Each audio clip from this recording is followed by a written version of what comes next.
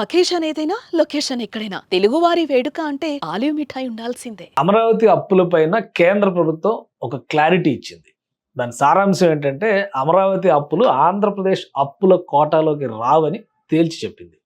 YSRCP MP, Tirupati MP గురుమూర్తి అడిగినటువంటి ప్రశ్నకి పార్లమెంట్లో ఆర్థిక శాఖ సహాయ మంత్రి పంకజ్ చౌదరి ఇచ్చినటువంటి సమాధానం అది. ఇప్పుడు రాజధాని నిర్మాణం విషయంలో కూటమి ప్రభుత్వం ఆంధ్రప్రదేశ్లో జోరుగా వ్యవహరిస్తుంది. ఆగిపోయినటువంటి పనులను ప్రారంభించడం, అలానే కొత్త ప్రణాళికల్ని తెరపైకి తీసుకురావడం. ఈ నేపథ్యంలో ఇబ్బడి ముబ్బడిగా అప్పులు చేస్తున్నారనేది విపక్షంలో ఉన్నటువంటి వైసీపీ చేస్తున్నటువంటి ప్రధాన ఆరోపణ. ఈ అప్పుల స్టేటస్ ఏంటి? దీనికి బాధ్యత ఎవరు వహిస్తారు? ఒకవేళ అప్పుల రూపంలోనే ఇస్తే కేంద్ర ప్రభుత్వం దానికి బాధ్యత వహిస్తుందా? కేంద్రం గ్రాంట్లు ఎంత ఇస్తుంది?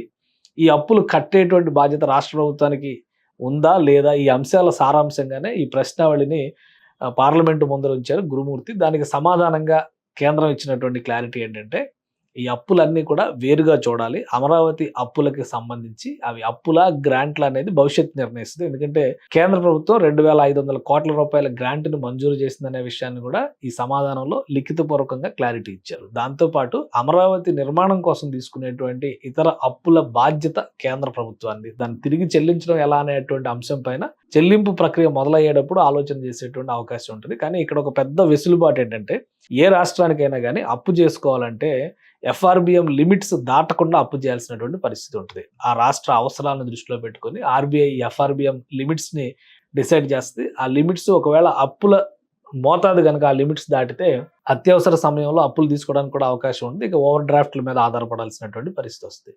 ఇప్పుడు కేంద్రం ఇచ్చినటువంటి క్లారిటీతో అమరావతి పేరు మీద చేస్తున్నటువంటి దాదాపు ఒక 30-40 వేల కోట్ల అప్పులు ఏపీ రాష్ట్ర కోటాలో పడేటువంటి అవకాశం ఉండదు. కాబట్టి రాష్ట్రానికి అత్యవసరం అయినప్పుడు అప్పు తీసుకోవడానికి మార్గం కొంత వెసులుబాటు అవుతుంది. మరోవైపు నుంచి కేంద్రం పూచీకత్తు మీద చేస్తున్నటువంటి నిర్మాణ ప్రక్రియ కాబట్టి అమరావతి రాజధాని నిర్మాణ ప్రక్రియ కూడా వేగంగా ముందుకెళ్ళడానికి అవకాశం ఉంటుంది. ఇంకో విషయం ఏంటంటే, ఇప్పటివరకు వచ్చినటువంటి అప్పులకి సంబంధించి అంటే బ్యాంకు రుణాలకు సంబంధించి ఏడిఎఫ్ కానీ ఏడిబి కానీ ప్రపంచ బ్యాంక్ కానీ అలానే కేడబ్ల్యూఎఫ్ అని చెప్పని జర్మనీ బ్యాంక్ ఉంది, వీళ్ళు కానీ ఇవన్నీ కూడా శాంక్షన్డ్ లెటర్స్ మాత్రమే మంజూరు చేశాయి. అమరావతిలో పనులు నిర్మాణ శైలి జరిగేటువంటి విధానాన్ని బట్టి 10% చొప్పున ఈ రుణాల మొత్తాన్ని రిలీజ్ చేస్తూ ఉంటారు. అంటే ఒకేసారి 15,000 కోట్లు తెచ్చిపెట్టుకుంటే కూడా అప్పుకు వడ్డీ కట్టాల్సి వస్తుంది. కాబట్టి మనం ఒక ఫ్లాట్ కొనుక్కుంటే నిర్మాణ దశని బట్టి ఏ విధంగా అయితే బ్యాంక్ లోన్ రిలీజ్ అవుతుందో అమరావతి నిర్మాణానికి సంబంధించినటువంటి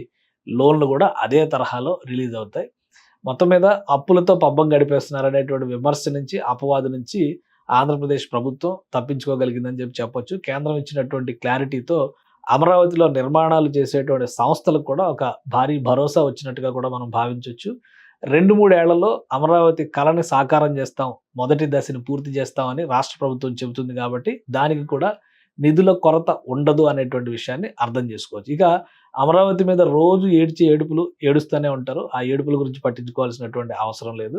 అందులో భాగంగానే ఒక క్లారిటీ వచ్చిందని చెప్పని భావించవచ్చు. ఎందుకంటే కేంద్రం ఇచ్చేటువంటి అప్పులు గ్రాంట్లా కాదా, లేదా గ్రాంట్ల రూపంలో ఇస్తే ఎంత ఇచ్చారు, ఈ అంశాన్ని క్లారిటీ కావాలనే వైసీపీ ఎంపీ అడిగారు. కుండ బద్దలు కొట్టినట్టుగా కేంద్ర ప్రభుత్వం చెప్పింది. కాబట్టి ఇక అమరావతి గురించి పెద్దగా బాధపడాల్సినటువంటి అవసరం ఉండదు. ఎందుకంటే నిధుల కొరత ఉండదు కాబట్టి, నిధులకు డోకా ఉండదు కాబట్టి పనులు శరవేగంగా ముందుకు పోతాయని చెప్పని విశ్వసించవచ్చు. సుమన్ టీవీలో మీ పర్సనల్ అండ్ బిజినెస్ ప్రమోషన్స్ కోసం కింది నెంబర్కి కాంటాక్ట్ చేయండి.